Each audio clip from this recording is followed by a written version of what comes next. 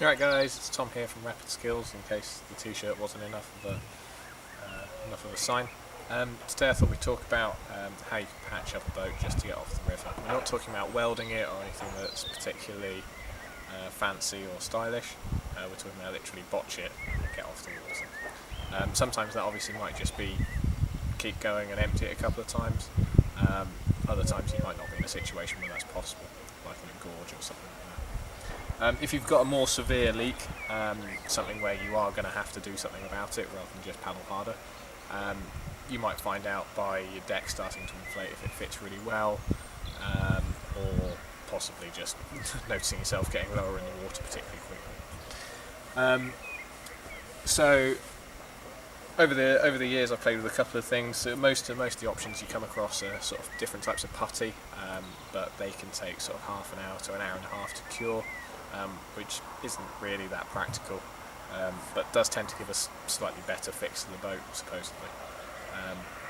But in my experience, most of the time if it's going to take an hour and a half, you might as well just keep on going and keep emptying. So what I carry in my watershed is some socks.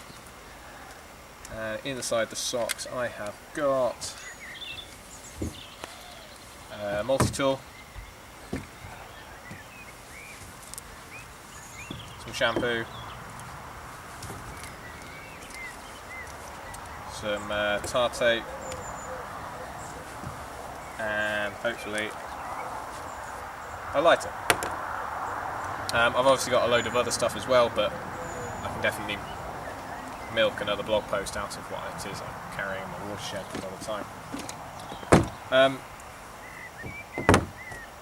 So the tar tape is, I think, actually known as flash band, but it is essentially a lead backing onto tar. Essentially, it's not much more scientific than that. And all I'm carrying is a couple of folds of that. Suddenly I've got through quite a lot in the last little while. But you want to make sure you're carrying enough to do a fairly large boat, fairly large hole in your boat. In the shampoo bottle, it obviously isn't shampoo. It's methylated spirits, so the sort of stuff you use in sort of an old school stove, like a Trangia or something like that. Basically, the idea is I can light it, and the fact that this has got fire involved immediately makes it one of my more favourite things than using putty. So the idea is, because normally when you're in a water sports environment everything's wet, things like duct tape and my other favourite things don't tend to stick to the boat particularly well. So this is why this is a different solution. The other side of it is that this isn't about sticking a sticker on the boat, this is about getting the tar into the split and trying to seal it from sort of the inside, sort of a gooey seal. So let's have a look at what we're going to do. First of all, we're going to turn the boat upside down, obviously, so you can get to the hole, and we're going to try and dry it, which, as you can imagine, doesn't really work any time you're doing this, because you're normally just as wet as the boat is. Conveniently, I do carry a set of socks with me, and that might go some way, so that's a lot better.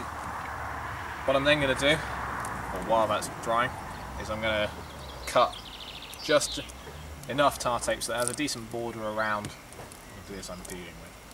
So I'm going to go something like that.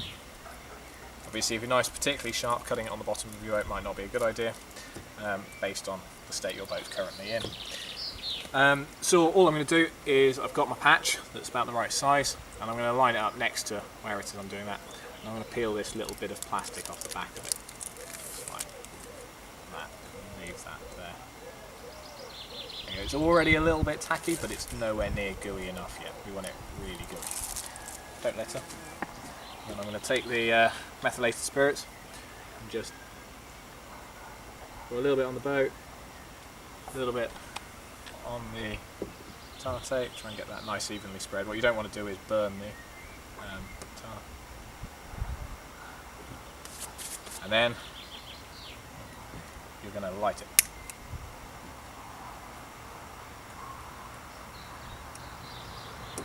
Okay. And all we're going to do now, one thing to be careful of is the fact that meth doesn't burn with much of a flame, so you want to make sure nobody's really nearby at this point. Keep them well back. Okay. Just going to blow it out. Just going to flip that over onto there. Okay. Once that's over, that wasn't particularly hot. That it was, and we're just going to smooth it out. If it is too hot to do it with your fingers, which it might be, obviously you've got the back end of your multi-tool.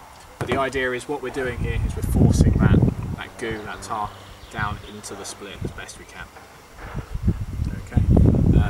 Now, because this has got a thickness to it, there's no way this is going to stay on. This is sitting proud of the edge of the boat quite significantly. If we can smooth that out, then maybe we'll try. But realistically, the moment you go anywhere near it, it's coming off. Okay. So really, really force that in there. Obviously, mine's not going to go in that well because Sharpie doesn't absorb. Now, once that's nice and forced in there, and when you sat by the river in the middle of winter, as we tend to, that's going to cool down a lot faster. We're just going to leave that for a moment or two to cool. If you have managed to get tar on your tools at all, try and get it off while it is still warm, because otherwise you're going to stick them to your socks if that's what you keep them in, or just the rest of the kit in your bag, and then they're no use next time you need them. If you're like me, you won't notice until next time you need them.